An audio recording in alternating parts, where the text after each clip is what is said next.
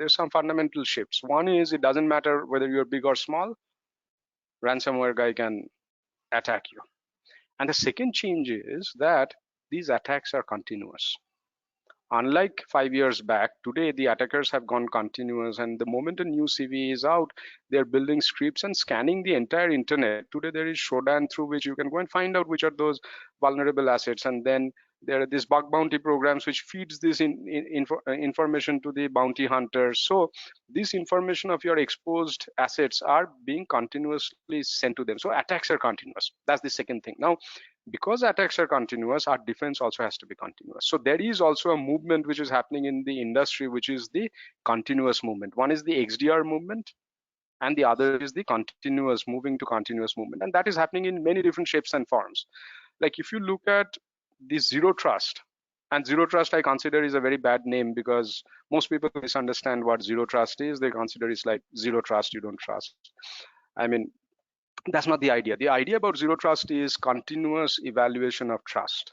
So that means that you give the password and I'm trusting you right now, but if you behave differently, I'm going to remove my trust, like your trust is going to change.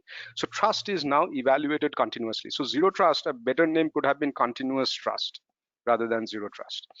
So look at zero trust. Even though zero trust looks like something, but underlying theme is I and BS 7799, etc. If you all remember, just before the audit, people used to go and get all these printouts and create all these artifacts and show like, yes, we have something.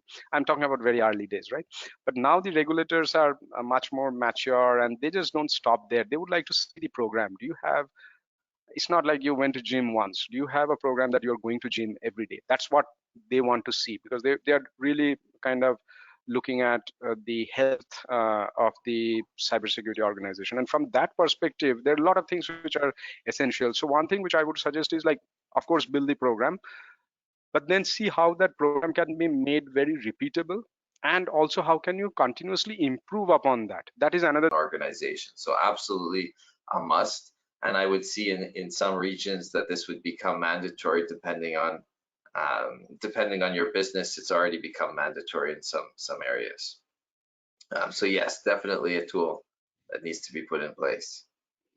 Yeah, that makes sense. And how can financial institutions best demonstrate they're actually adhering to security standards and compliance frameworks?